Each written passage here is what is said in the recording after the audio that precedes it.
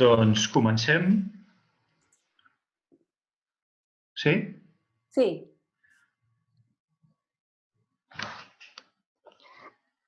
Bé, bona tarda a tothom. Comencem aquest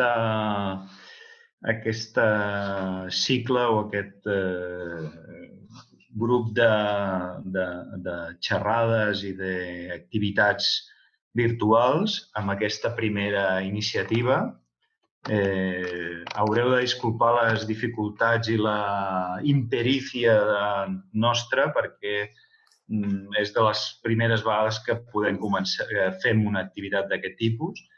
Aquesta primera xerrada s'inscriu en el cicle de memòries migrants i primer de tot us explico 4 coses tècniques. És a dir, de fet, les persones que esteu connectades, que en aquests moments sou 20 persones, suposo que possiblement augmentarà, us podeu comunicar amb nosaltres a través del xat. Per tant, qualsevol pregunta que tingueu a fer en qualsevol moment, doncs les feu a través del xat. Ens podeu veure a la Anyeli, que és la nostra conferenciant, i a mi, que sóc el presentador i que formo part de la xarxa antirumors del Poble Nou. Bé, en segon lloc, també dir que la xarxa antirumors del Poble Nou és una xarxa de barri, una xarxa que agrupa diferents casals de barri i entitats del Poble Nou, el casal del Poble Nou, de barri del Poble Nou, el casal de Bac de Roda, el casal Cal Isidret, a la taula Eix per a Quart, el pla comunitari del Poble Nou i el Apropem-nos, i també a persones individuals com el Jeremy i altres persones que estan implicades en aquesta xarxa de barri, que d'alguna manera el que pretenem és impulsar diferents iniciatives que tenen a veure amb la tasca de la taula antirumors que ja existeix a nivell de ciutat, però que també vol tenir una programació específica concreta de barri. I una d'elles és aquest cicle de memòries migrants que tenia altres activitats que, desgraciadament, i pel impacte de la situació actual, doncs, de moment, ens veiem obligats a postergar. Però, bueno, la idea és que seguirem fent activitats online i aquesta és una de les primeres. Vale. Perdó,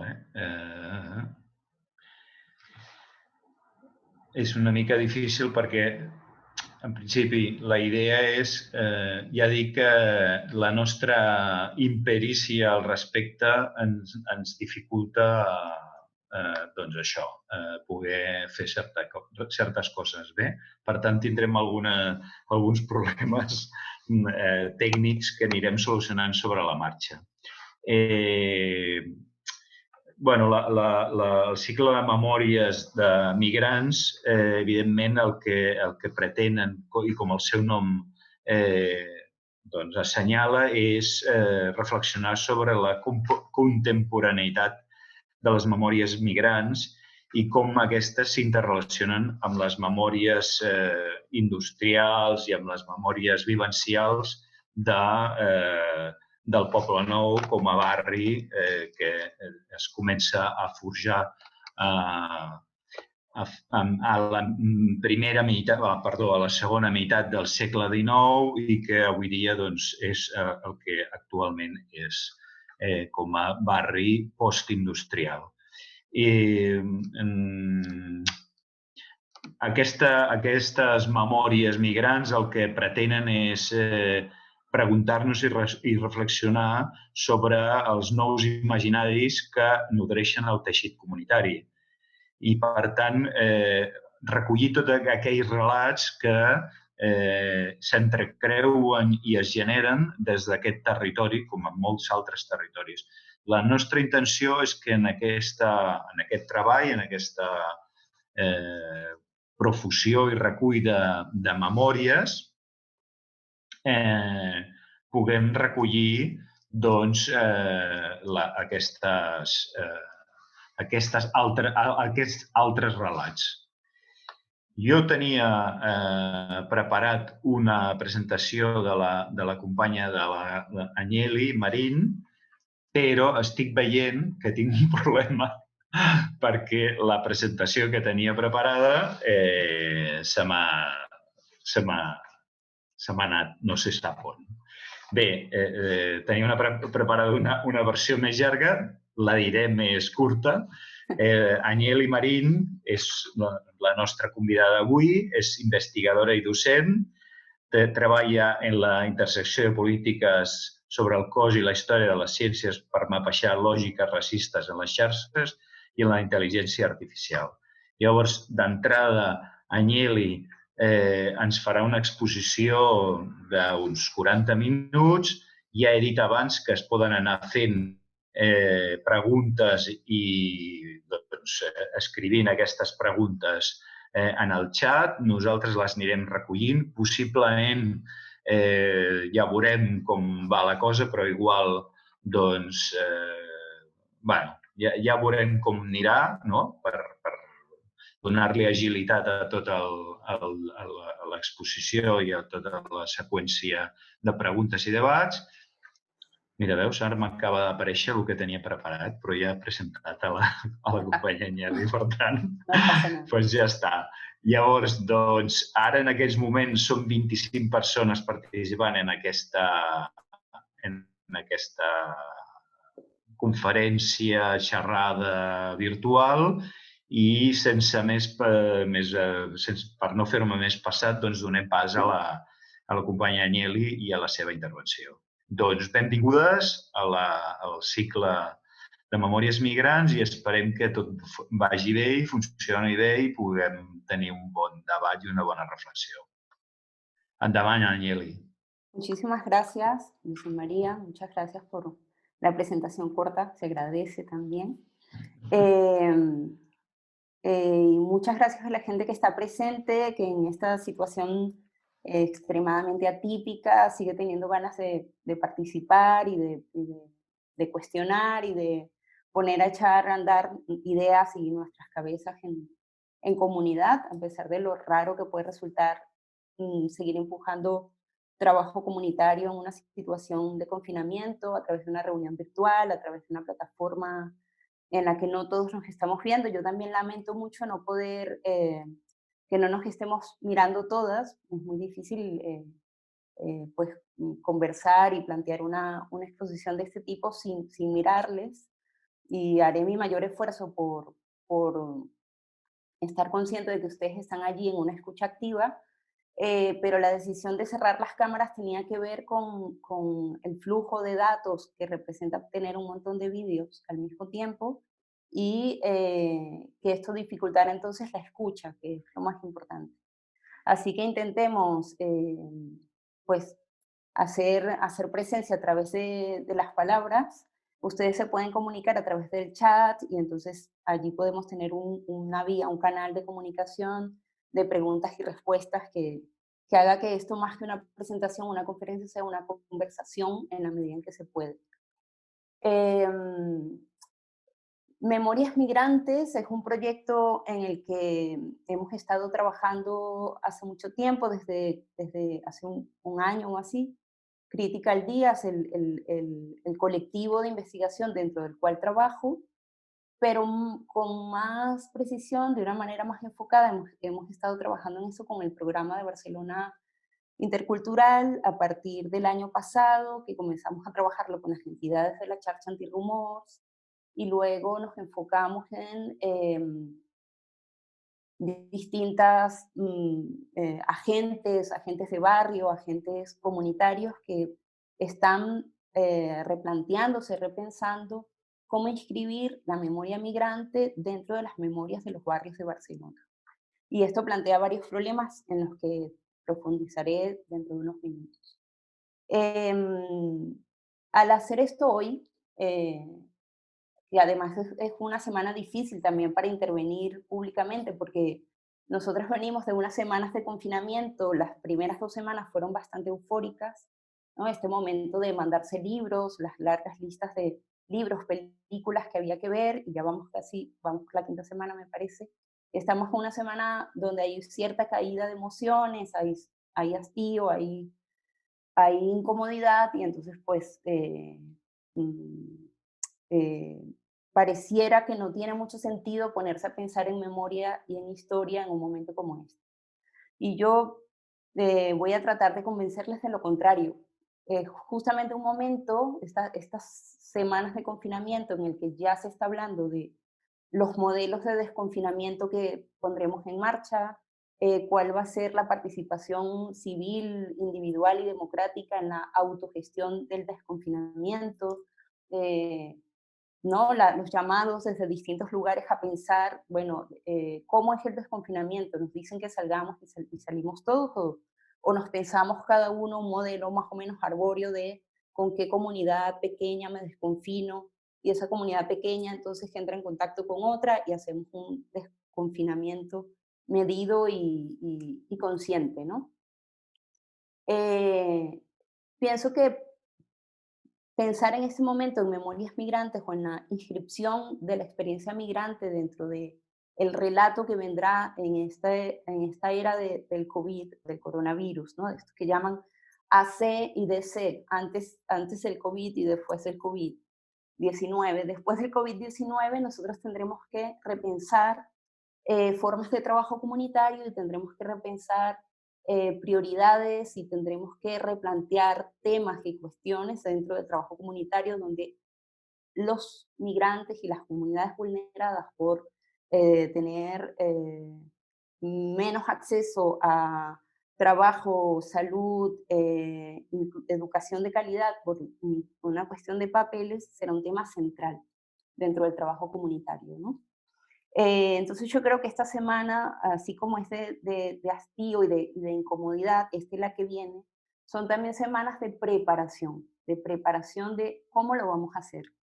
Esto es una idea que pues está diciendo mucha gente, yo no estoy diciendo nada nuevo, pero sí me gustaría hacer énfasis en la pregunta de cómo vamos a hacer para inscribir o reinscribir lo que reveló el COVID-19 como una gran vulnerabilidad de las comunidades migrantes, de las comunidades menos favorecidas, cómo vamos a reinscribirlas de una manera empoderada, de una manera inclusiva en el DC, ¿no? En el después del COVID-19.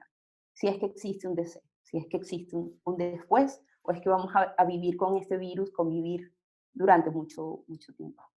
Em, esta era de ese momento, no más que una era, este momento, esta llegada del virus, se ha planteado, y en esto coinciden muchos pensadores con los que no puede estar de acuerdo o no, se plantea como un gran revelador de diferencias sociales estructurales. Quien antes no era capaz de ver o no podía ver las diferencias sociales estructurales que había dentro de ciudades como Barcelona, creo que la crisis de salud, la crisis sanitaria que estamos viviendo en este momento, lo reveló y puso luz sobre formas de exclusión social que parecían menos importantes, sobre debilidades en cuanto al acceso a la salud, que era un tema que parecía pasado de moda, que parecía un tema del 2003, ¿no? Antes de esta nueva ola política. El COVID además ha revelado cómo el modelo de confinamiento, que es un modelo de reclusión en el espacio doméstico, un espacio doméstico que además idealmente está equipado con luz, electricidad, calefacción y Wi-Fi para conectarse, entonces no estar aislado porque estamos conectados a partir de las redes, ha mostrado que es un modelo que cubre a un porcentaje de la población, pero que deja fuera a un gran porcentaje de la población. Y en ese gran porcentaje de la población que se queda fuera de ese modelo ideal de confinamiento, hay una presencia migrante muy importante. Esa em, esa función del COVID como revelador, a mí me gustaría que tratáramos de mantenerlo en los próximos meses o semanas, al menos como unas gafas, como algo que nos va a permitir ver con mayor claridad dónde hay que incidir en una política comunitaria intercultural, qué cosas hay que pensar, que cosas que antes nos parecía tan difícil abordar, ahora son explícitas, ¿no? Y es explícito, volviendo a la idea del espacio doméstico, como lo que en este momento nos salva, ¿no? Que es lavarnos las manos, estar dentro de casa, algo que suena tan sencillo no es accesible a todo el mundo. Y es por eso, a partir de esa falta de accesibilidad a estas dos herramientas básicas de supervivencia, ha revelado que incluso las lógicas de autocuidado son lógicas que están pensadas todavía dentro de un modelo ideal de familia y heterocentrado, y además de familia nuclear. Entonces, allí vuelve a aparecer pues, la comunidad migrante como una comunidad que en un porcentaje importante no vive en unidades familiares unifamiliares, en unidades domésticas unifamiliares, no vive en espacios que están equipados con todo lo que se necesita, y además tiene una economía que no podía aguantar 1, 2 semanas o 3 semanas de espera dentro de casa para producir dinero y poder comer. Entonces, como se ha planteado así de una manera tan cruda la realidad, y como en este planteamiento crudo la población migrante ha aparecido también dando soluciones a partir de redes de apoyo mutuo y a partir de distintas estrategias de colaboración, de apoyo y de participación, yo creo que como ustedes, muchas de ustedes, de las personas que están participando hoy en esta conversación virtual y diferida por chat, muchos de ustedes hacen dinamización de espacios culturales y dinamización de espacios de encuentro, donde yo creo que es importante no volver a perder de vista que esta población convive con nosotros en Barcelona, que esta población se queda por fuera de una lógica, eh, para decirlo de una manera fácil y rápida, una lógica blanqueada, ¿no? De quién puede confinarse durante varias semanas en un espacio doméstico arquitectónico hiperequipado, ¿no? Y quién queda por fuera de este modelo sanitario, este modelo sanitario contravírico, ¿no? ¿Quiénes quedaron expuestos? Entonces, de cara a pensar unas políticas interculturales y unas políticas de inclusión migrante, el COVID-19 nos ha servido como un gran revelador de situaciones. Es decir, lo que estoy diciendo es, no vale volver a decir, no me había dado cuenta o no sabía que esto era así. Creo que nos ha quedado bastante claro, ¿no? Em, yo quería compartir, como hemos compartido antes en este largo proceso de las memorias migrantes, unas preguntas que creo que funcionan como claves para entender qué implica inscribir una nueva memoria. Inscribir es una palabra que hace alusión a escribir algo que no ha estado escrito antes, ¿no? O sea, poner por primera vez la hoja escrita o sobre la noción de lo que tenemos en la memoria, algo que no estaba antes. Entonces, ¿cómo inscribir una memoria migrante? ¿Y por qué inscribir una memoria migrante? Entonces yo comparto estas preguntas que ustedes estarán leyendo ahora y que no las voy a leer, pero que más o menos repasan o tratan de cuestionar cuál es la relación entre el imaginario que nosotros tenemos, un imaginario de país, de ciudad y de barrio también, y a veces de escuela, por ejemplo, de la escuela en la que estudian nuestros hijos, cuál es el imaginario compartido, y si ese imaginario está atravesado por lógicas xenofóbicas e incluso a veces racistas, ¿no? Sería bueno preguntárselo, si esa forma ideal, esa idea que yo tengo de mi barrio no estará atravesado por una lógica blanqueada que puede estar siendo excluyente. Y preguntarnos también si la emergencia, el fortalecimiento que han tenido los discursos xenofóbicos y los discursos antimigrantes manifestados por la derecha en los últimos años, no son unos discursos que están presentes y que han permeado con fuerza el imaginario con el que pensamos el Estado-Nación, el imaginario con el que pensamos también las políticas barriales o la participación comunitaria. O si nosotros hemos sido testigos de que este resurgimiento de la xenofobia ha afectado algo de las relaciones comunitarias en el barrio. Estas son preguntas claves que sirven para pensar si realmente hay que intervenir y dónde hay que intervenir.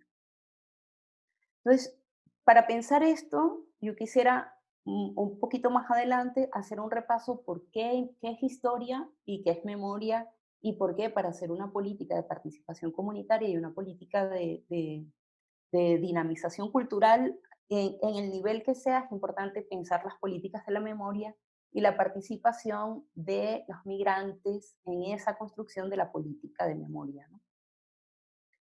Eh,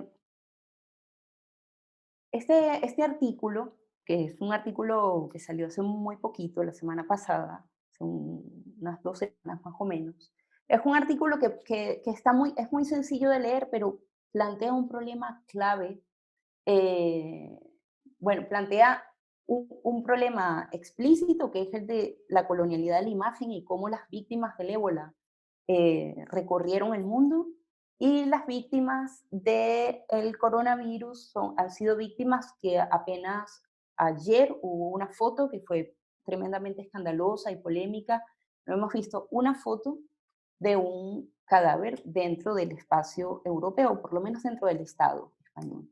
Y entonces este artículo plantea esa diferencia en el tratamiento de la imagen de los cadáveres africanos y de los cadáveres europeos. Eso es el tema explícito del documento, pero plantea un asunto implícito que tiene que ver con la representación, ¿no? ¿Quién es representado por quién? ¿Cómo es representado? Y en ese proceso de representación, ¿qué participación tiene aquel que es más débil dentro de una estructura de poder? ¿Qué participación tiene aquel que es más débil dentro de una estructura de poder para representarse a sí mismo?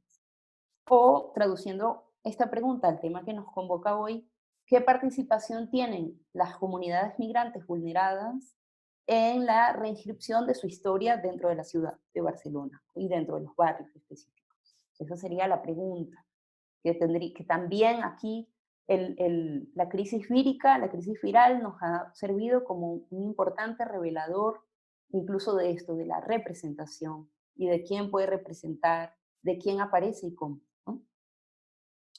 Em, Esta idea de que los migrantes aparecen, ha habido un debate público, más o menos, mm, un debate en desventaja, pero ha habido un debate en las últimas semanas sobre la regularización de migrantes para el trabajo, para que se atiendan los campos después de la crisis económica que vendrá. Una respuesta importante de los migrantes diciendo no queremos ese tipo de regularización, que es una forma de esclavitud del siglo XXI en el cual nos darán unos papeles para poder trabajar mientras dure el periodo de cosecha y recogida, y luego esos permisos vencerán. Y nosotros entonces quedaremos allí como una población flotante y desechable. Ha habido un no a eso. Y inmediatamente después de ese no ha habido una petición masiva de regularización de la situación de los migrantes dentro del Estado español. Se está viendo la presencia. Esto, si nos hubiesen contado esto en enero, quizás habríamos dicho no. Pero si nos hubiesen dicho, va a venir una pandemia y la situación de los migrantes en el mundo va a revelar cuán vulnerable es y cuán débil es y qué hacen los estados con las poblaciones migrantes y cómo los estados mueven y manejan el discurso sobre las poblaciones migrantes según intereses económicos y políticos, y cómo hay un juego colonial de usar poblaciones como poblaciones flotantes, poblaciones desechables según se necesite. Si nos hubiesen dicho esto, habríamos dicho no, va a venir un problema de salud mundial, global, donde va a aparecer la solidaridad a nivel global y vamos a darnos cuenta de que todos padecemos por igual frente a un virus y estas diferencias no van a aparecer. Pues no, por supuesto que esto no iba a ser así, esta diferencia aparece y aparece en el debate público sobre regularización y regularización para qué, en función de qué economía, ¿no? Qué cuerpos vamos a poner al frente y qué cuerpos vamos a proteger. Ha habido hace poco esta noticia en un medio que no es de aquí, sobre cómo ha comenzado un reclutamiento importante, significativo, de enfermeras filipinas que viven en el Estado español, que han querido practicar la enfermería, que es la carrera que estudiaron en su país viviendo aquí, y que han sido niñeras, mujeres de trabajo doméstico, etcétera, pero que nunca se les ha aceptado como enfermeras, en muchos casos proponiéndoles que deben volver a estudiar. Y sin embargo, frente a la crisis, a la pandemia, ocurre que se les hace unos contratos rápidos y se les pone en la primera línea del tratamiento con enfermos y con contagiados. Entonces, eso es un ejemplo más de cómo la inscripción de la comunidad migrante es un campo de batalla al cual hay que darle sentido a través y a partir del trabajo comunitario. ¿Por qué? Porque el revelador COVID-19, este revelador de la realidad, nos está mostrando que sí hay un juego de poder con las comunidades más vulnerables y más débiles, y que si estas comunidades además no están inscritas en la memoria y en la historia de nuestros barrios, entonces están en una debilidad mayor. Porque esto que decía antes, de los migrantes aparecemos y también desaparecemos, es un juego que es el juego de la inclusión y la exclusión, y es el juego que plantea una mayor debilidad para comunidades, ¿no?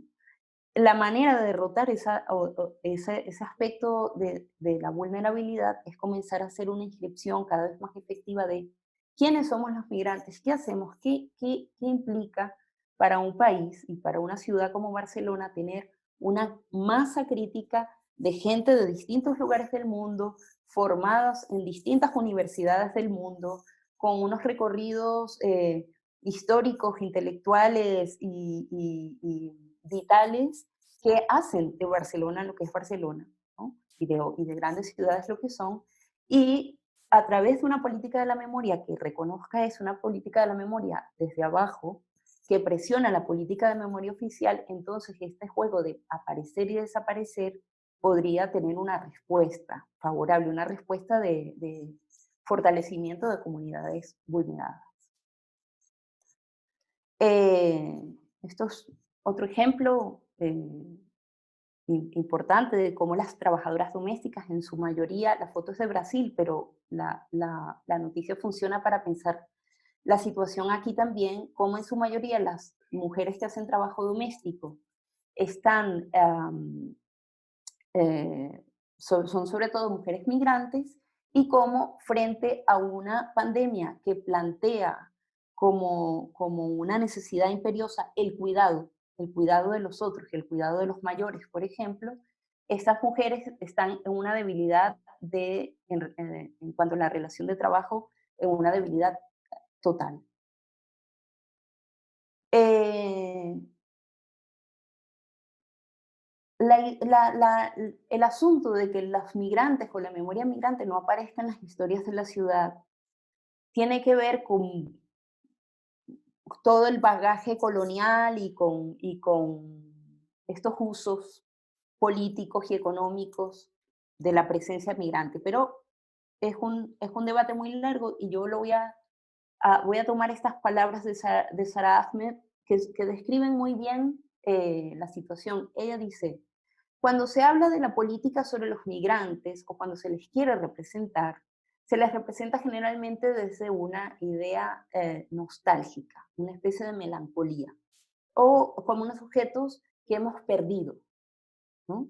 Y dice, realmente no, y dice ella, como hija de migrantes, o sea, como Miguel, como una eterna migrante en segunda y en tercera generación, yo siento alegría por por esos mundos en los que vivo.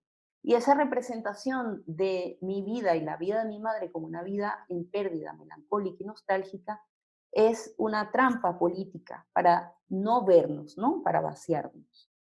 Y dice otra cosa en este párrafo que es muy interesante. Dice, hay una fantasía, sobre todo europea, de que las ciudades grandes alguna vez volverán a ser unas ciudades puras, unas ciudades blancas. Entonces dice, la nostalgia realmente la melancolía realmente es una melancolía de la blanquitud, que aspira a volver a una especie de pureza blanca donde aquel que ve como conflicto, que es el migrante, ya no estará. ¿No? Va a decir otras muchas cosas, pero va a terminar diciendo, esto no va a ocurrir, esa nostalgia y esta fantasía de la ciudad blanca no va a ocurrir nunca más. El siglo XXI es un siglo de la hipermezcla y hay que pensar unas políticas de la representación que no pasen por la melancolía ni por la nostalgia, sino por todo eso que podremos ser y que todavía no somos, ¿no? O un Marcelo Expósito plantea a veces todo lo que todavía no hemos llegado a hacer, plantea muchas veces Marcelo en sus intervenciones. Pensemos en una política de todo lo que todavía no hemos llegado a hacer. Yo pienso que la política migrante, de la representación migrante, tiene que estar pensada en esos términos. Todo lo que todavía no hemos llegado a hacer y no nos está permitiendo el sistema llegar a ser y las formas de representación tampoco. Frente a la debilidad tremenda que reveló el COVID de las comunidades migrantes, apareció también una gran fuerza de redes de solidaridad, formas de apoyo mutuo, comunidades religiosas que se volcaron inmediatamente a prestar apoyo material dentro de sus comunidades, que es algo que hay que revalorizar, cómo las comunidades religiosas, dentro de una política que pretende siempre darles un lugar menor a las comunidades religiosas diversas funcionaron aquí como redes de reconocer quién está bien, quién está mal, quién necesita y generar formas de apoyo y respuesta social, ¿no? Em, Sin memoria migrante, lo que hay es exclusión. Entonces, un poco eh, el kit, digamos, el eje de esta propuesta es que nosotros tenemos que pensar en unas políticas de memoria, en unas políticas interculturales de la memoria que propicien la inclusión social y que propicien unas formas de trabajo comunitario cultural transformador, pensando en unas lógicas de representación migrante que no son representaciones hacia arriba, sino representaciones participativas, ¿no? Con las comunidades. Eso plantea una pregunta más historiográfica y más teórica sobre quién cuenta la historia, desde dónde se cuentan las historias, quién tiene el poder para contar la historia. Esta es una foto que las vecinas del Poblenou reconocerán y tiene que ver con el desalojo en 2013 de una de las naves, digamos, que evocan uno de los recuerdos de mayor organización migrante en el barrio. ¿Quién cuenta la historia ahora? Es una historia sobre la que se hizo mucho trabajo de desmemoria, es una historia sobre la cual se ha hecho mucho trabajo de borrarla de la historia del barrio del Poblenou. ¿Qué pasa con los recorridos historiográficos lineales que logran que algo se olvide? Pues la historia, tal cual como funcionan las historias de barrio, las historias oficiales en general, funcionan con una lógica de historia lineal, ¿no? Este es un concepto que hemos escuchado, historia lineal, y que plantea un modelo muy sencillo y muy básico y que ya incluso no convence a nadie. Que primero ocurrió una cosa, eso dio pie a que ocurriera otra cosa y por eso hemos llegado aquí, ¿no? Una historia que se mueve como una especie como por inercia, como un pequeño carrito de juguete por inercia. De una cosa se va a la otra y ahí se va a la otra. Entonces, por supuesto, una historia contada así no nos cuenta los conflictos, no nos cuenta los accidentes, no nos cuenta las contradicciones que hay también en una historia y no nos cuenta las superposiciones de distintos agentes eh, coincidiendo en un mismo problema o en un mismo espacio o frente a una misma realidad. Entonces, la historia de Poblenou está contada en estos tres ejes que pongo allí arriba, ¿no? Un Poblenou industrial, luego un proceso de desindustrialización y luego el proyecto tecnológico de innovación, que es por el cual, digamos, se ha construido una especie de identidad. Yo no sé si desde afuera, no creo que sea una identidad desde adentro del barrio, una especie de identidad desde afuera. Y abajo tenemos otra línea que, que para mí es como cómo se traduce esa primera historia lineal en cosas que están pasando ahora en el Poblenou, ¿no? Una primera historia del Poblenou industrial, donde la autogestión obrera se cuenta, pero se cuenta muy poco, y dentro de esa autogestión obrera se hace una mención muy escasa de las migraciones distintas que participaron allí, no solamente andaluzas y de una determinada década, sino muchas. Entonces, esto se traduce en que ahora hay una recuperación del patrimonio arquitectónico industrial, ¿no?, en el Poblenou, y por otro lado una recuperación, si se quiere, más politizada del Poblenou innovador y tecnológico y creativo.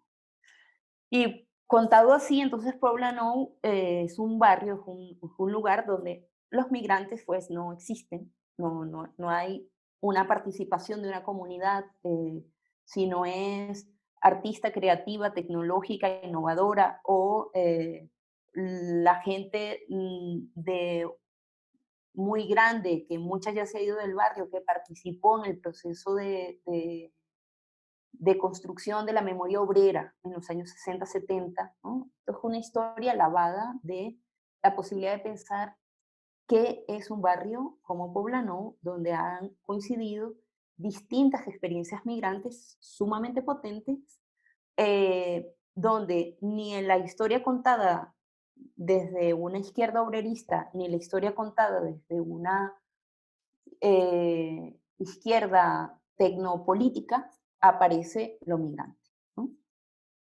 Y pues no digamos la historia oficial de la derecha, donde la autogestión obrera desaparece completamente.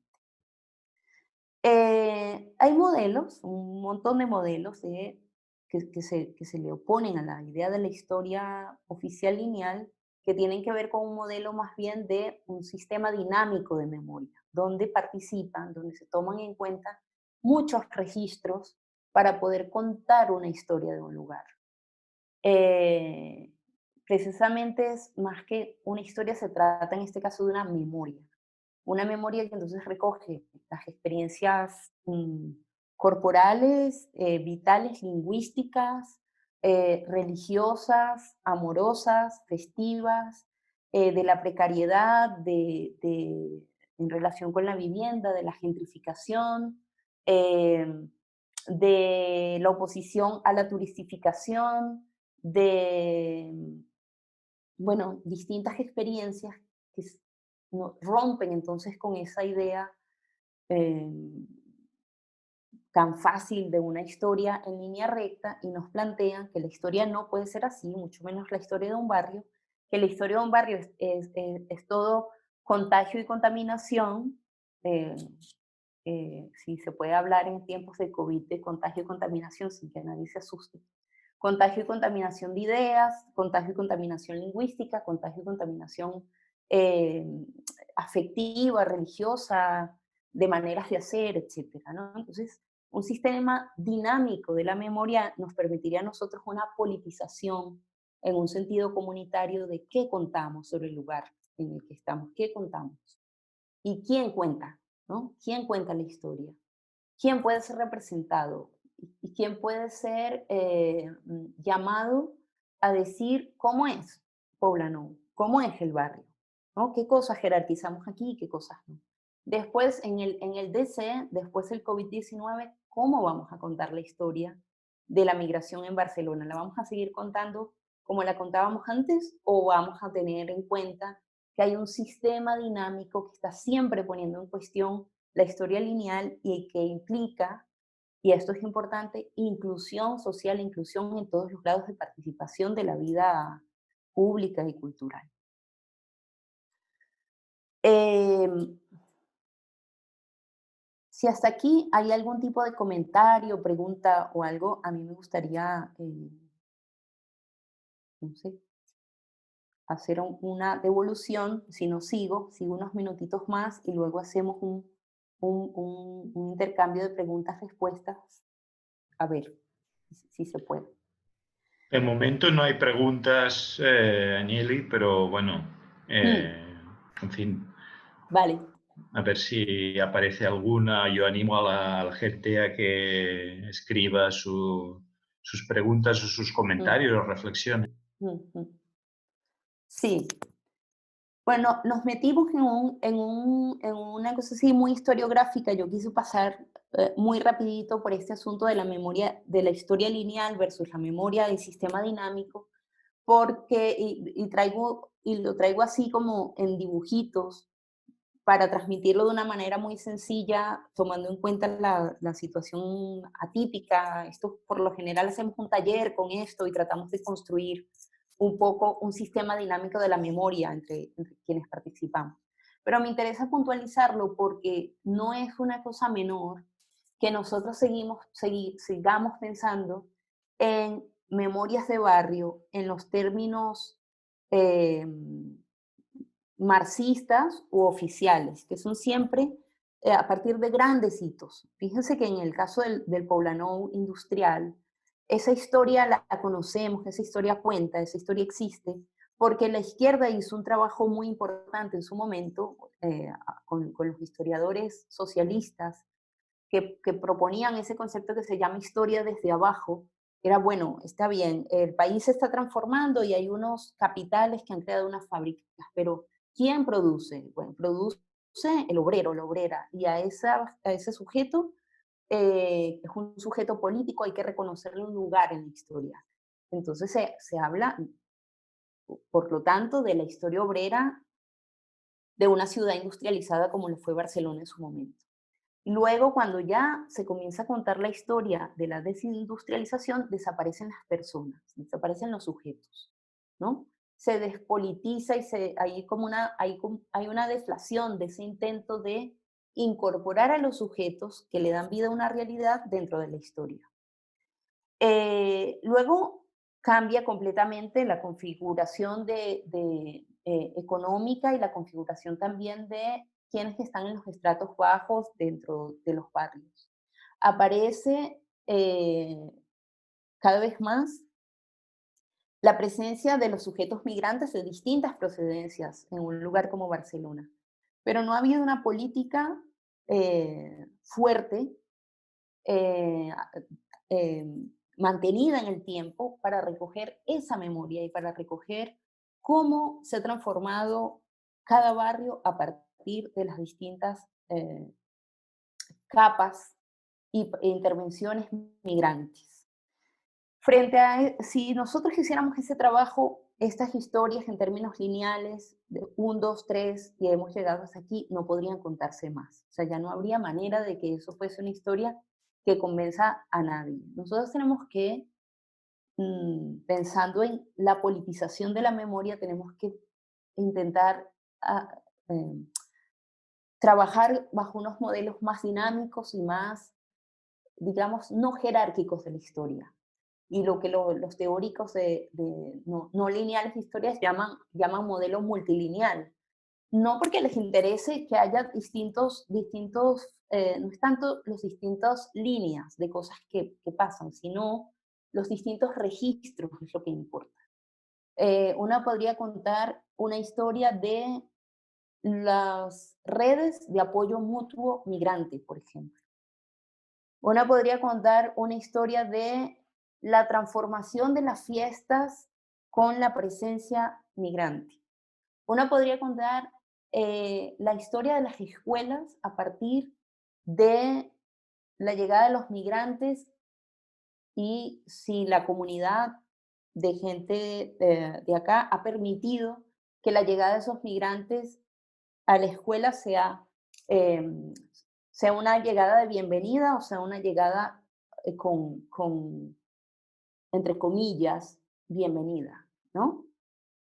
Entonces uno puede contar una historia en un sistema dinámico de la memoria en múltiples registros y yo creo que eso es lo que importa para que una memoria migrante pueda ser dentro de unas décadas una historia. ¿No? Se pueda construir una historia migrante de Barcelona, haciendo unos registros que multipliquen cada vez más las voces, que amplifiquen quién ha existido en la ciudad, qué conflictos ha habido, qué respuestas ha habido frente a distintas situaciones. Hace un año desarrollábamos un poco estas ideas sobre qué serían unas herramientas para hacer una historia multilineal y hablábamos sobre todo de la autorrepresentación, lo importante que es abrir y generar espacios de autorrepresentación migrante para producir memoria. ¿Mm? Muchas veces no se trata de que la memoria está allí y entonces yo voy y como hago un registro de la memoria y pregunto, ¿usted que es migrante? Cuénteme. No se trata de eso, se trata de dejar que ciertas voces se amplifiquen y que a partir de allí entonces haya una construcción del propio recorrido vital, ¿no? Como comunidad migrante. Hablábamos también de que la historia siempre funciona, digamos, a partir de grandes hitos, ¿no? Grandes fechas, asentamientos o hitos arquitectónicos, y para trabajar una memoria migrante, por su propia precariedad y por su propia naturaleza, hay que trabajar más bien en otros formatos y en otros registros, donde algo que nos parece menor, como una foto, como esa foto que mostraba hace rato de la nave del Poblenou, o el relato de alguien que vivió un desalojo, tiene la fuerza de documento histórico, ¿no? Y comenzar a trabajar con esos registros más endebles nos permitiría comenzar a construir una memoria, ¿no? Hacer músculo de memoria. Otra herramienta que yo creo que es muy importante y que nosotros tenemos que discutir, digo nosotros, dentro del Estado español y dentro de Barcelona, hay una no discusión sobre el racismo interno y sobre la propia colonialidad interna que se tiene que dar con más fuerza. Y eso recala en que muchas veces las políticas interculturales, las políticas de reconocimiento del otro, pasan por una exotización muy patente todavía, se exotiza y se folcloriza a gente de distintos lugares. Y hay una especie de no reconocimiento de la contemporaneidad del migrante. El migrante es un sujeto contemporáneo por excelencia, nada más contemporáneo que migrar, en muchos sentidos, por el conocimiento geográfico, geopolítico, tecnológico de lo que implica migrar y por la misma actitud de migrar. Entonces hay la folclorización y la exotización en la construcción de la memoria, lo que nos deja es una historia vacía de los verdaderos sujetos. Entonces, para que eso para que tenga sentido una memoria migrante para la inclusión social y para una política cultural transformadora, hay que pensar a las comunidades migrantes como contemporáneas, no más como sujetos exóticos, ¿no? Contemporáneos en el sentido de que compartimos este tiempo. Compartimos este tiempo desde experiencias muy distintas. Y por otro lado, creo que es importante esta idea que ya había mencionado de sostener un ejercicio de memorias migrantes en el tiempo. A veces se hacen como intervenciones, ¿no? La comunidad colombiana, la comunidad ecuatoriana, veamos cómo fue la llegada de la comunidad de Bangladesh a X barrio, y eso se queda allí, y eso no contribuye realmente a una transformación de las nociones de historia que tenemos en los barrios. Tiene que ser una práctica y una política que se sostenga realmente durante mucho tiempo y que amplifique voces que están allí, ¿no? Que permitir que esas comunidades generen su propio relato, ¿no? Y lo alimenten y lo compartan. Esos serían, digamos, unas maneras de lo que llamamos o de lo que llaman las feministas negras crear alianzas en la diferencia. Crear alianzas en la diferencia. Y fíjense que no tiene que ver ni con asimilar, ni con ni siquiera con incluir. Tiene que ver con una creación de alianzas dentro de la ciudad, justamente una alianza que pasa por esas diferencias culturales, históricas, de recorrido vital, lingüística, religiosa, etc. Yo luego les compartiré esto, aquí hay algunas referencias y gente que se puede leer para ampliar un poco lo que yo he dicho de una manera así muy rápida y muy de repasada. Ideas sobre las que podemos volver ahora en el intercambio de preguntas y respuestas. Y cierro con esta cita de Manuel de Landa, que es uno de los pensadores que en ese momento está siendo más crítico con la idea de la historia lineal en la ciudad. Él dice, no hay nada más equívoco que pensar una ciudad como un lugar donde hay una historia. Justamente es una ciudad, la ciudad es un lugar donde es imposible que haya una historia. Y la ciudad, como es el lugar por excelencia de las migraciones, sin parar, múltiples, no puede seguir contándose en unos términos de sistema estable de la historia, sino que tiene que contarse en términos de sistemas dinámicos que se retroalimentan, ¿no? Bueno, podemos ahora conversar así un ratito, tomar la temperatura de la sala, ver cómo está la gente.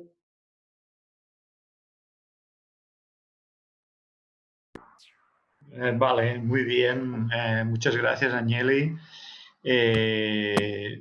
Bueno, hay algunas preguntas, o no muchas, intervenciones que se han formulado. Bueno, las planteo yo mismo. ¿Tú las puedes leer, Agneli, o quieres que que te No, las... yo no puedo. No, tú no, ¿verdad? Vale. Pero sí puedo. Bueno, a ver, hay una participante que plantea... Un momento, que yo me tengo que aclarar. Bueno, no lo entiendo muy bien porque, bueno, pero yo te digo lo que plantea. ¿Por qué no memoria migrante? ¿Qué potencialidad y qué límites? Bé, no sé, no... Memoria, migrante. Sí, lo plantea así. ¿Por qué no memoria migrante? ¿Qué potencialidad y qué límites? Vale. ¿Hay Eh, alguna otra? Sí que puede. sí, bueno, hay otra compañera que plantea lo siguiente. Coneixem persones amb una gran formació i sense possibilitat de treballar per manca de regularització. Que també ella vuelve a plantear lo siguiente, que hi ha per part de molta gent que hi ha un gran interès en participar, però molt limitada per la precarietat de les feines i la diversitat d'horaris. Com es pot accedir a la participació quan la necessitat de treballar és prioritària?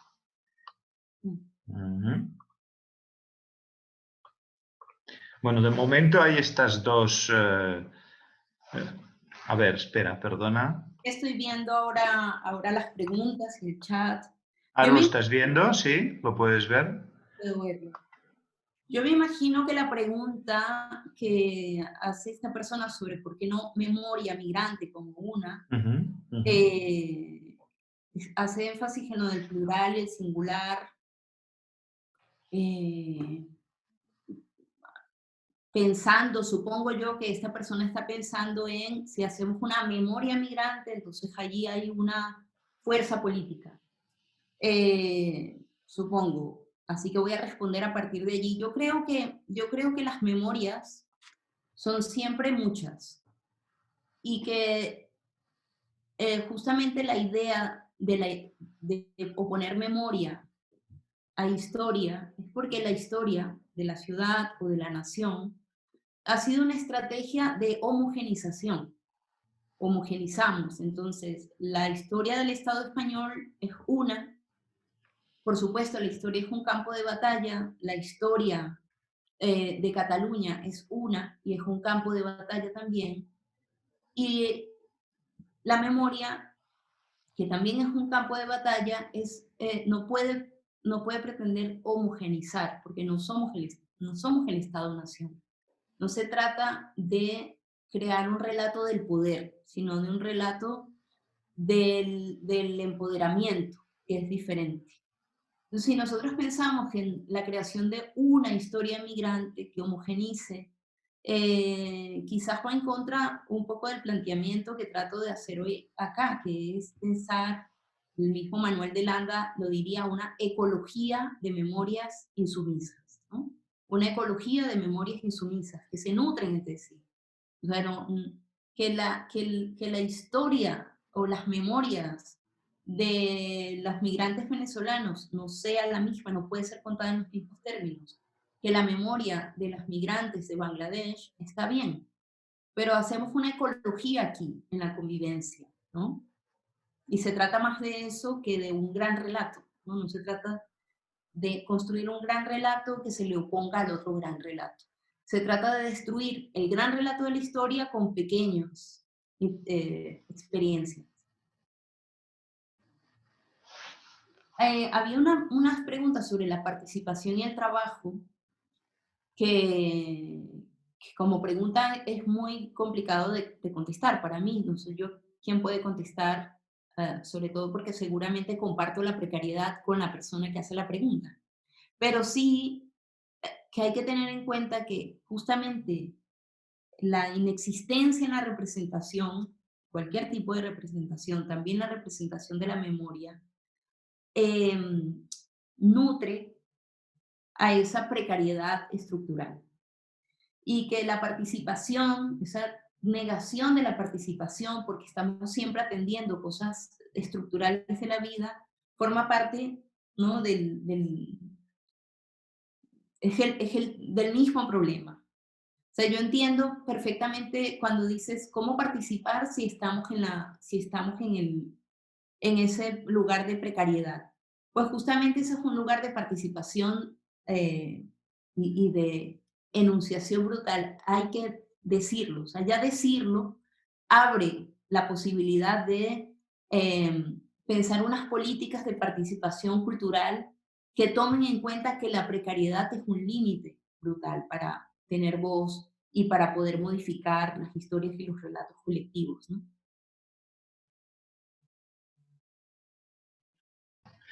Vale, gracias, Daniel. Hay otras, hay otras aportaciones, una reflexión. Quería hacer una aportación. En las últimas semanas hemos visto imágenes en el transporte público con muchas personas en los vagones, en donde se ve claramente una realidad racializada del trabajo en estado de alarma. Creo que no se ha valorado lo suficiente que el país está funcionando gracias a estas personas. Sanitarias, servicios de limpieza, establecimientos de alimentación, etcétera, son sectores racializados y es una realidad muy silenciada mediáticamente. Creo que todos nos haremos un favor visibilizando esta realidad que responde a una dinámica racial y de clase, permitiendo que sea recordado. Después, esto es una reflexión y hay otras, hay algunes preguntes o planteamientos. Com es podria treballar, plantejar la memòria migrant amb joves de 17, 18, 19 anys? Otra pregunta, reflexión. Hola, Agneli, gracias por la ponencia. ¿Podrías volver a explicar diferencia entre historia y memoria y por qué es importante esa diferencia? Y otra, a ver. Hola, Agneli, gracias. Vale. Querría preguntar cómo se recopilan las memorias en el planteamiento de las memorias migrantes. ¿Quiénes son los actores involucrados y qué tipo de papel tienen? Entre paréntesis, estoy pensando sobre todo en la reflexión sobre quién cuenta la historia. Gracias. Otra persona plantea... vale. De acuerdo, si quieres me guardo la que tengo para que vayas Vale. reflexionando o respondiendo a las que te he ido exponiendo. Esta pregunta sobre la memoria con los jóvenes me parece sumamente importante, porque fíjense que la política de negación de la nacionalidad a jóvenes que han venido muy pequeños o que han nacido aquí y son hijos de padres extranjeros y no tienen acceso a la nacionalidad, plantea un problema tremendo con respecto a la constitución de la identidad, ¿no? ¿Quién soy y de dónde soy? Que es una pregunta básica para la existencia. Llenar esas preguntas frente a un Estado y a una estructura administrativa que te niega la respuesta, es un problema. Y es un problema de todo tipo, por supuesto, es un problema que también lleva a la exclusión social, pero es un problema que tiene unas consecuencias en la cotidianidad, unas consecuencias psicológicas, unas consecuencias de tipo eh, de aceptación de quién se es, ¿no? Y de planificación de quién se es. Y por ejemplo, y además de eso, no hay un trabajo constante, un trabajo, digamos, de continuidad que sea parte de la opinión pública de historización de las migraciones, ¿no? Aquí se habla de la gente de Marruecos sin ningún tipo de historización de los distintos momentos de migración de Marruecos, de los latinoamericanos, sin ningún tipo de historización de por qué hay una comunidad como la ecuatoriana, en qué momento vino la migración ecuatoriana, migración que por cierto ya tiene justamente hijos que han nacido aquí con estas edades, 17, 18, 19 años. Muchos de ellos nunca han ido a Ecuador, pero no pueden ser españoles. Son ecuatorianos administrativamente, pero luego no tienen ninguna otra relación con el Ecuador. Entonces, el planteamiento de cómo trabajarlo, yo diría que en primer lugar pasa por la historización, una historización seria y materialista de las migraciones. ¿Qué nos trajo aquí? ¿Qué pasaba en mi país cuando vinimos aquí? ¿Qué pasaba en el país de mis padres? ¿Cómo historizo además esa migración como algo que hicieron mis padres, que no hice yo, pero que ha tenido unas consecuencias en mi vida y que implicaría que como generaciones de hijos extranjeros se comienza a generar un discurso que empuje a que sean reconocidos como nacionales, ¿no?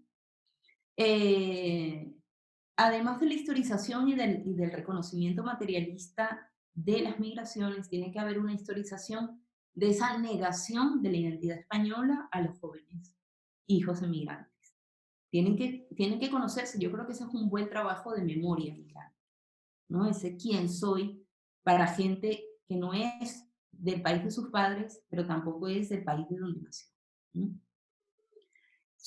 Sobre la pregunta de la diferencia entre memoria e historia, bueno, hay muchas, pero digamos que técnicamente cualquier teórica de la historia, el profesor de historia diría, no se puede hacer historia de lo reciente, porque eso no es historia. Tienen que haber pasado unas décadas, no podemos tener una historia de los años 90 para acá. O sería una historia, todavía no hay perspectiva, digamos, para hacer una historia. Bueno, hay gente que dice, bueno, se puede hacer microhistoria, claro, se puede hacer una historia de cosas pequeñas y que además tienen un tiempo corto, pero que se le puede buscar sus conexiones con el pasado. Aquí lo que me importa a mí, más que una diferencia técnica, es la historia, la historia que vamos a encontrar en los panfletos, la historia que estará en el archivo del Poblenou, es una historia contada desde arriba a partir de hitos que pueden ser hitos históricos y hitos arquitectónicos, qué sé yo, encuentros, nombres propios, el señor no sé quién y no sé quién que fundó tal cosa, este tipo de historia contada siempre con muchas mayúsculas y la participación de un señor que hizo algo. Es una historia que no da cabida a las experiencias, las contradicciones, los conflictos, las comunidades más débiles. ¿Quién cuenta la historia? La respuesta de Benjamin es la historia la cuenta el vencedor. Si los vencidos contaran la historia sería otra, muy diferente. Y se trata un poco de llevar esa frase de Benjamin, que está dicha en el contexto de la post-Primera Guerra Mundial y en el contexto de la Segunda Guerra Mundial, llevarla al problema que estamos pensando hoy. Los migrantes de Barcelona estamos narrando nuestras memorias dentro de los barrios muy poco, con muy poca incidencia todavía. O sea, todavía hay barrios con una gran presencia migrante de distintas procedencias que siguen contando su historia como historia obrera, por ejemplo. O siguen hablando de una identidad de barrio como un barrio obrero, pero no del barrio como barrio migrante. ¿Mm? Y si se hace a veces desde un relato muy folclorizado de esas migraciones, porque no son las comunidades mismas las que están construyendo su relato. ¿Mm? La única comunidad que puede construir su relato migrante es la propia comunidad, es decir, la comunidad colombiana contará su relato y la comunidad marroquí contará su relato. No se puede, no hay otro, eh, eh, el- la otra diferencia entre memoria e historia es que la historia se puede contar desde arriba y se puede contar asépticamente, cualquiera puede contarla. La memoria no es aséptica, está contagiada de la experiencia, la tiene que contar quien la vive. ¿Mm? ¿Había otra pregunta? No, era esta, ¿no? ¿De quién cuenta la historia? Alguien preguntaba cómo se recopilan las memorias. Em, Hay un trabajo muy, muy interesante de una historiadora del arte, pero de experiencias políticas del arte, una historiadora que se llama Ana Longoni, que hace mucho tiempo nos enseñaba a trabajar de una manera que para mí es muy, muy hermosa. Ana Longoni dice, hay que trabajar las historias débiles, de las historias poco conocidas, desde la precariedad, porque la precariedad es su propio lenguaje. Y decía, cualquier foto, cualquier persona que recordó algo que parece que, cualquier esquina donde se reunía determinada comunidad que nos interesa estudiar y registrar, todo eso sirve como elementos para hacer una memoria migrante.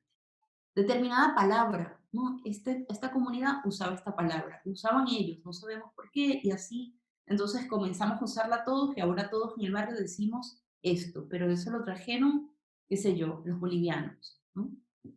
Desde esa precariedad del elemento que se puede hacer una memoria que no es una historia oficial, ¿no? Es un relato.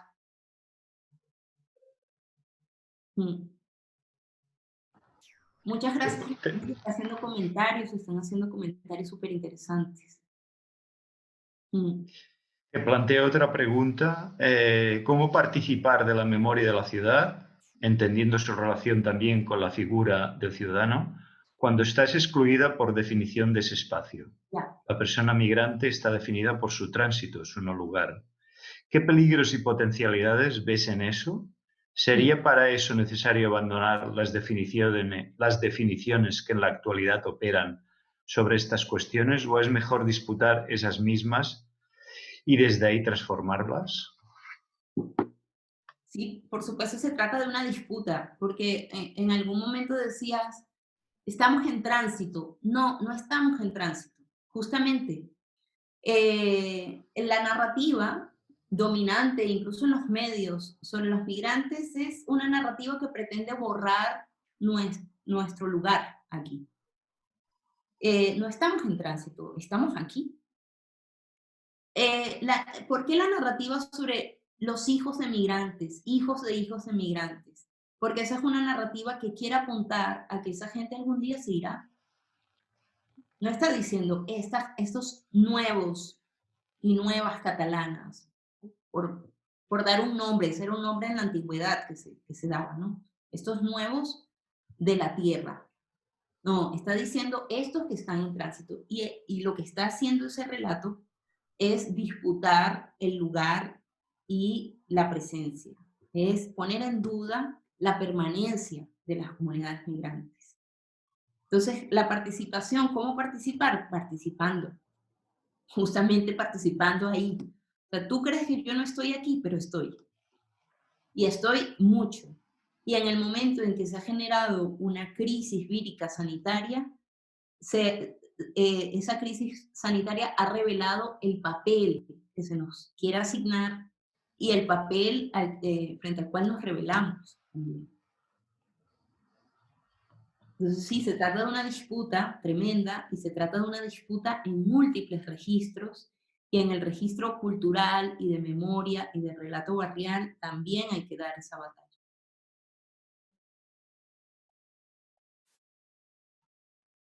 Por ejemplo, a mí me parece súper interesante retomar lo de las comunidades religiosas frente a la crisis del coronavirus. Ha sido muy poquito lo que se ha documentado, cómo las comunidades religiosas han salido como si fuesen largas extensiones familiares inmensas a buscar quién es que vive sola, quién no tiene casa, quién vive al día, quién tal, y a colaborar en términos de comida, de cuidados, ¿no? De chequeo, de cómo está cada quien. Y esto es un funcionamiento de comunidad migrante unida a partir de un sentimiento de fe o como sea que se diga, eh, pero que es muy fuerte en términos de memoria migrante. Y esto hay que contarlo, esto hay que registrarlo, esto hay que darle un lugar en términos simbólicos y en términos de representación y de registro, ¿no? Digamos, el aspecto pragmático que allí está teniendo la religión, de pronto eso no importa, ¿no? Pragmático y comunitario y afectivo. Sí, bueno, me gustaría hacer comentarios, pero no puedo porque hay muchas preguntas. Muchas gracias por tanta inspiración crítica. En caso que te apetezca compartirlo, me pregunto de qué manera, en tu caso, has trabajado por construir tu propia memoria migrante aquí o por una Mm, memoria mm, migrante colectiva. mm. Bueno, digamos que en algún momento, así como un trabajo más puntual sobre la memoria, me gustó hacer un trabajo sobre la percepción que hay aquí del Caribe, ¿no? Que es una percepción completamente folclorizada, al que también, bueno, muchas veces una como caribeña contribuye a esa folclorización un poco como tapadera, esto me permite ser, quédate con mi estereotipo y así yo puedo ser un poco, puedo ser mi propia cosa, ¿no? E hice un trabajo sobre esto que era una especie de contrahistoria del trópico, que está por allí, es un vídeo y cuenta un poco mi propia ida de un proyecto político y de un proyecto de país y mi presencia aquí. Pero no se trata de una historia personal, en este caso se trata de las historias comunitarias y se trata de hacer en colectivo historias eh, a partir de una experiencia común dentro de una ciudad y dentro de una lógica de Estado que pretende negar la presencia, la existencia, el peso de los migrantes, vengamos de donde vengamos. O sea, cuando hablaba hace rato de la ecología de memorias migrantes, es porque hay algo que me une con los migrantes bolivianas y con los migrantes magrebíes, ¿no? Que es esa negación del Estado-nación de nuestra existencia. Entonces, a partir de allí nosotros podemos hacer una memoria migrante, colectiva.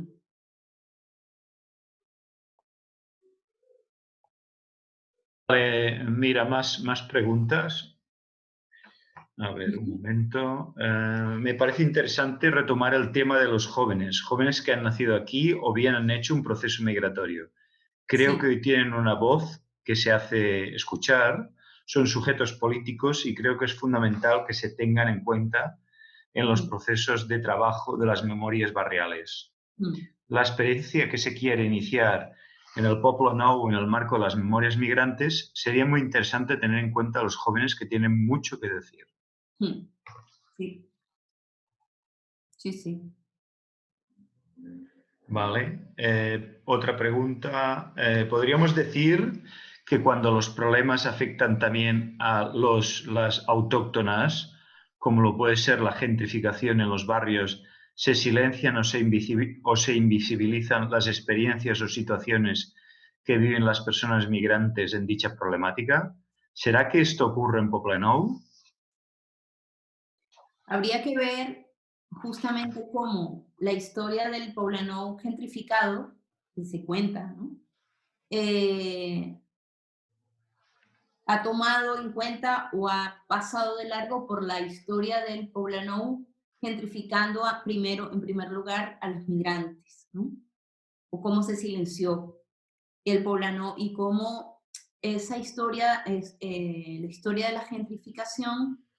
eh, si uno desgrana las comunidades gentrificadas, verá que los primeros gentrificados generalmente son los migrantes, los primeros en salir, ¿no? Cuando comienzan las políticas de aumento del alquiler, transformación de bares, de toda la vida en bares, hipsters, etcétera, pues hay un mensaje no dicho, pero muy claro hacia determinadas comunidades. El mensaje sería, este lugar se va a transformar para otro tipo de gente que no son ustedes, ¿no?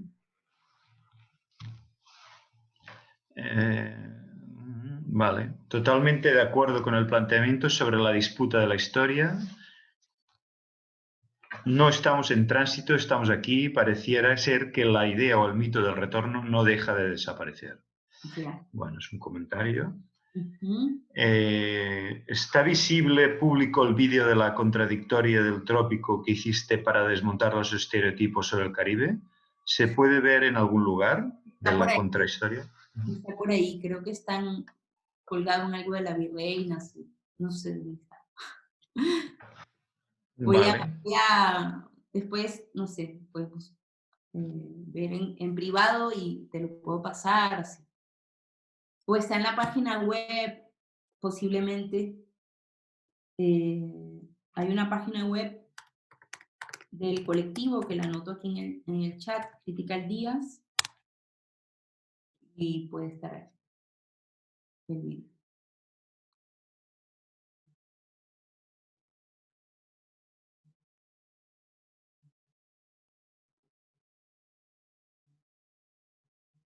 No estoy escuchando.